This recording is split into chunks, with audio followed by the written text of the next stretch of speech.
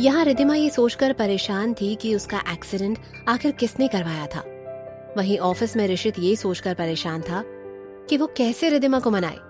तभी चिराग ने ऋषित को यूं सोच में डूबा देख उससे पूछा, सर आप ठीक हैं? क्या हुआ? आप कुछ परेशान से लग रहे हैं। जिस पर ऋषित ने इरिटेट होते हुए कहा, तुमसे कुछ बोलने का फायदा नहीं है। तुम बोलोगे सर मेरी तो शादी ही नहीं हुई। ये सुनकर चिराग हंसने लगा। उसे हंसते देख ऋषित और ज्यादा इरिटेट होकर बोला, मेरे सामने आखिरी बार हंस लो तुम, क्योंकि काम तो तुमसे होता नहीं अब, और इसीलिए जॉब तो जाने ही वाली है तुम्हारी। ये सुनकर चिराग की हंसी अगले ही पल गायब हो गई और वो बोला, सॉरी सर, गलती से हंसी छूट गई, और आज तक कौन सा काम नहीं कर पाया मैं, बताइए। ऋषित ने आंखें सिकुड़ते हुए चिराग की तरफ देखते हुए कहा, ओ रियली? क्या तुम पता लगा पाए कि रिधिमा की बुटीक में आग किसने लगवाई?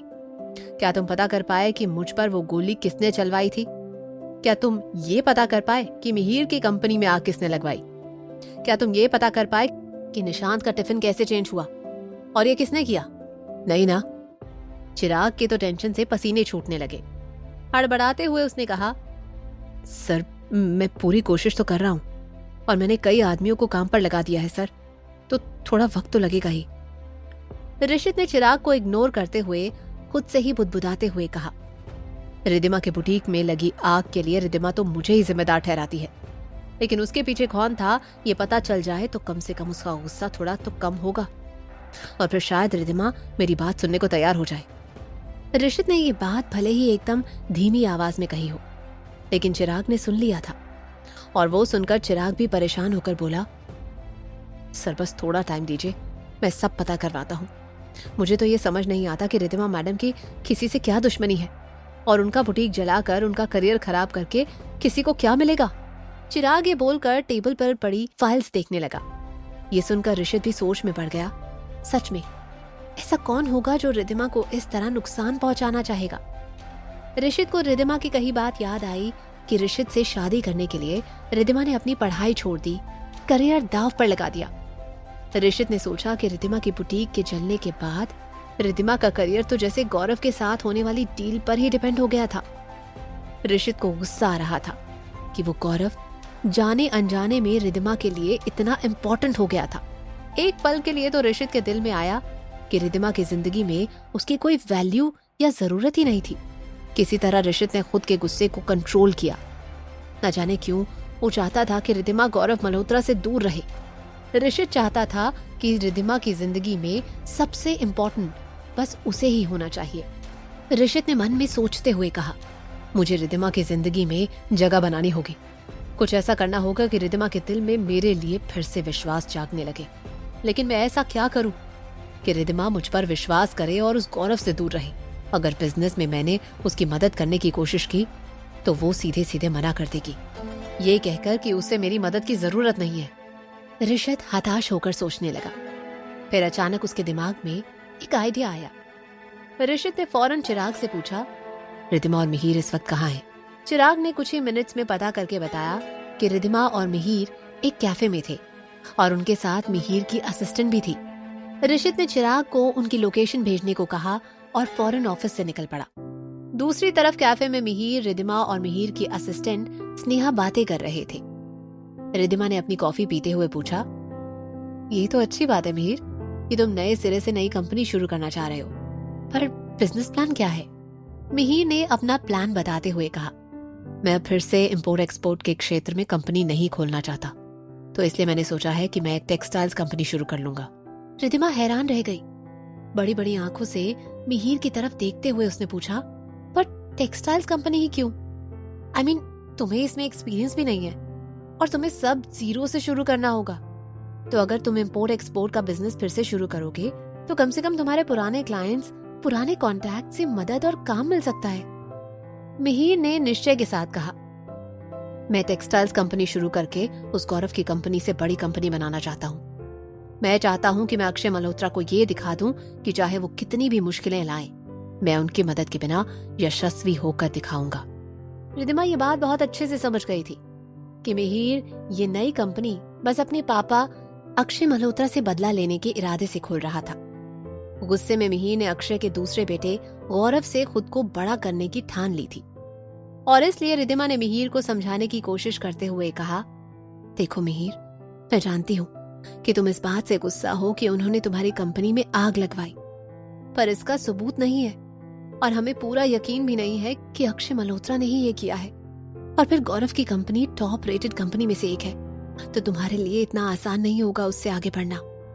जिस पर मिहिर ने गुस्से से कहा, नहीं रिद्धिमा, अब तक मैं और माँ अपनी जिंदगी में मिस्टर अक्षय से दूर खुश थे। हमें उनसे कोई लेना देना नहीं था, पर शुरुआत उन्होंने ही की है वापस हमारी जिंदगी में आकर और मेरी कंपनी में आग लगवाकर। अब तो उन्हें उनके कर्मों का हिसाब चुकाना ही होगा। जिस पर रिद्धिमा कुछ नहीं बोली। रिद्धिमा और स्नेहा काफी परेशान हो गए थे, क्योंकि दोनों ही जानती थी कि ये सब बहुत मुश्किल होने वाला था। तभी ऋषित वहां आ गया और रिद्धिमा को गले से लगाते हुए बोला, हाय मिहिर। हाय रिद्धु बेबी। रिद्धिमा ने आंखें सिकुड़कर ऋषित को देखा, लेकिन ऋषित ने मुस्कुराते हुए मिहिर से हाथ मिलाया और स्नेहा से भी हाथ मिलाया। फिर ऋषित ने फॉर्मली पूछा, क्या मैं यहाँ बैठ सकता हूँ? स्नेहा ने फौरन कहा, हाँ बिल्कुल मिस्टर अरोड़ा। जिस पर ऋषित तो चेयर पर बैठ गया, लेकिन रिद्धिमा और मिहिर स्नेहा को ऐसे देख रहे थे जैसे उसने कुछ गलत बोल दिया हो। तभी स्नेहा को याद आया कि ऋषित अरोड़ा रिद्धिमा का पति तो था, लेकिन रिद्धिमा को लगता था कि ऋषित ने ही रिद्धिमा के बुटीक में आग लगाई थी। स्नेहा ने फिर सॉरी वाला चेहरा बनाते हुए रिद्धिमा और मिहिर को देखा, जिस पर मिहिर और रिद्धिमा ने कुछ रिएक्ट नहीं किया। रिद्धिमा ने जरा गुस्से से ऋषित की तरफ देखते हुए पूछा, तुम यहाँ क्या कर रहे हो? जिस पर ऋषित ने एकदम शांत आवाज में कहा, मैं मिहिर के लिए एक ऑफर लेकर आया था। हैरान होकर मिहिर और रिद्धिमा ने एक दूसरे की ओर देखा और फिर मिहिर ने पूछा, ऑफर? कैसा ऑफर? लेकिन इससे पहले कि ऋषित जवाब देता, रिद्धिमा ने बीच में ही ऋषित से पूछा, पहले तुम ये बताओ कि तुम यहाँ कैसे आए और तुम्हें कैसे पता चला कि मिहिर यहाँ है? मैं यहाँ हूँ, तुम अभी भी मुझ पर नजर रखे हुए हो। जिस पर ऋषित ने तिरछी मुस्कान के साथ कहा, मैं ऋषित अरोड़ा हूँ और जिन लोगों से मुझे मिलना होता है मैं उन्हें ढूंढ लेता हूँ, इसलिए मुझसे कुछ छुप नहीं सकता। रिद्धिमा ने आंखें गोल घुमाते हुए कहा, ये एटीट्यूड मुझे मत दिखाओ, ये एटीट्यूड तुम अपने पास ही रखो। जो सवाल मैंने पूछा है उसका जवाब दो। क्या तुमने अपने आदमी मेरे पीछे लगा रखे हैं या फिर मिहिर के पीछे भी लगा रखे हैं? ये सुनकर ऋषित हंस पड़ा और हंसते हुए वो बोला, मिहिर के पीछे मैं क्यों अपने आदमी लगवाऊंगा? तुम्हें ऐसी गलतफहमी कैसे हो सकती है बेबी? यू नो मी, मुझे मिहिर में उस तरीके से इंटरेस्ट बिल्कुल नहीं है। मुझे सिर्फ तुम में इंटरेस्ट है बेबी, और अगर तुम्हें कोई डाउट है तो मैं तुम्हें प्रूव कर सकता हूँ। घर चलो। रिद्धिमा के गाल शर्म से लाल हो गए। मिहिर भी हंसते हुए बोला, मिस्टर ऋषित, मुझे भी आप में उस तरह से इंटरेस्ट नहीं है। रिद्धिमा ने झूठे गुस्से से ऋषित को घूरते हुए कहा, स्टॉप इट ऋषित, कुछ भी मत बोलो। ऋषित मुस्कुराया। तभी मिहिर ने चिढ़ाने वाले अंदाज में रिद्धिमा और ऋषित की तरफ देखते हुए कहा, वैसे मुझे इंटरेस्ट तो आपकी बेबी में है मिस्टर ऋषित अरोड़ा। ये सुनकर ऋषित की मुस्कान थम गई और उसने घूरते हुए मिहिर से कहा, वो मेरी है, she is mine only. Mihir ये सुनकर हंसने लगा और बोला, रिद्धिमा के लिए इतनी जेलसी? ऋषित समझ गया था कि मिहिर मजाक कर रहा था, तो उसने बस रिद्धिमा की तरफ प्यार से देखा। रिद्धिमा तो शर्म से पानी पानी हो रही थी। उसे यकीन नहीं आ रहा था कि जो ऋषित अरोड़ा सबके सामने ऐसे खड़ूस और सड़ू सा बना घूमता था, हर पल गुस्सा जिसके नाक पर रहता था, वो ऋषित ऐसी बातें और ऐसे फ्लर्ट भी कर सकता था। वहीं स्नेहा ये सब सुनकर जरा अनकंफर्टेबल हो रही थी। स्नेहा दिल ही दिल में मिहिर को पसंद करती थी, लेकिन स्नेहा ये जानती थी कि मिहिर और रिद्धिमा की दोस्ती कितनी साफ थी और मिहिर सिर्फ मजाक में रिद्धिमा के साथ फ्लर्ट कर रहा था। लेकिन फिर भी स्नेहा को ये अच्छा नहीं लग रहा था। तभी रिद्धिमा ने फिर से खुद को संभालते हुए ऋषित की तरफ देखकर कहा, बातों को कैसे घुमाते हैं ये तो कोई तुमसे सीखे। जो मैंने पूछा उसका जवाब तो तुमने अभी तक दिया ही नहीं। मुझे सच सच बताओ कि क्या अभी भी तुम्हारे आदमी मुझ पर नजर रखे हुए हैं? ऋषित ने धीरे से रिद्धिमा के बालों को प्यार से सहलाया और मुस्कुरा कर बोला, बेबी, तुम्हारी गाड़ी अभी भी वहीं पर क्यों अटकी हुई है? रिद्धिमा ने गुस्से से ऋषित को घूरा तो ऋषित समझ गया कि अब रिद्धिमा ज्यादा गुस्सा हो जाएगी और ऋषित उसे और नाराज नहीं करना चाहता था। इसलिए ऋषित ने फौरन कहा, वो तो सब तुम्हारी सिक्योरिटी के लिए है। रिद्धिमा बरसते हुए बोली, मेरी सिक्योरिटी के लिए? झूठ मत बोलो, ऋषित ने फौरन हार मानते हुए कहा। ओके, पर अगर तुम फिर से कहीं भाग गई तो? इतनी बार तो भाग चुकी हो, और अगर फिर से तुम निशांत को लेकर कहीं भाग गई तो मैं क्या करूंगा? रिद्धिमा ने फटाफट से जवाब दिया। मैं भागने वाली नहीं हूं। भागना होता तो कब की भाग चुकी होती, और तुम चाहते हो कि मैं तुम पर विश्वास करके तुम्हारी बात सुनूं, पर तुमने तो कभी मुझ पर विश्वास ही नहीं रखा, ना 4 साल पहले रखा था और ना अब है। ऋषित को एहसास हुआ कि रिद्धिमा सही कह रही थी।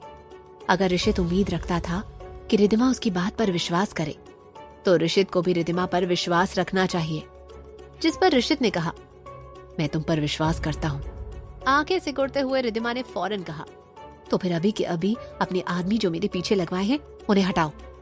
ऋषित ने बिना कुछ बोले चिराग को फोन किया और उससे कहा, चिराग, हमने रिद्धिमा पर नजर रखने के लिए जो आदमी लगा रखे हैं उन्हें फौरन हटाओ। आगे से रिद्धिमा पर नजर रखने की जरूरत नहीं है, मुझे रिद्धिमा पर विश्वास है। कहकर ऋषित ने फोन कट कर दिया। रिद्धिमा हैरानी से ऋषित की तरफ देखती रह गई। ऋषित ने बस रिद्धिमा की तरफ देख धीमे से मुस्कुराते हुए कहा, तुमने जो कहा मैंने कर दिया, तो अब तो तुम मुझ पर थोड़ा विश्वास दिखा सकती हो ना? रिद्धिमा ने इस पर कुछ नहीं कहा। मिहिर बोल पड़ा, वैसे आपको मुझसे क्या बात करनी थी ऋषित? ऋषित ने फौरन अपने आने का कारण बताते हुए कहा, मैं तुम्हारे लिए एक ऑफर लेकर आया हूँ। अगर तुम कोई नया बिजनेस शुरू करना चाह रहे हो तो मैं तुम्हारे बिजनेस में इन्वेस्ट करना चाहता हूँ। मिहिर ने हैरानी से पूछा, आपको मेरे बिजनेस में इतना इंटरेस्ट क्यों है? जिस पर ऋषित ने कहा, तुमने और सुधा आंटी ने रिद्धिमा और निशांत की इतनी हेल्प की है, तो उसके बदले में मैं तुम्हारे लिए इतना तो कर ही सकता हूँ। बोही चढ़ाते हुए मिहिर बोला, मैंने और माँ ने वही किया जो हमें सही लगा। रिद्धिमा और निशांत को हमने अपनी फैमिली माना, और रिद्धिमा मेरी बेस्ट फ्रेंड है। उसके लिए मैंने कुछ किया तो तुम उसे पैसों में तोल रहे हो? ऋषित ने फौरन कहा, बिल्कुल नहीं।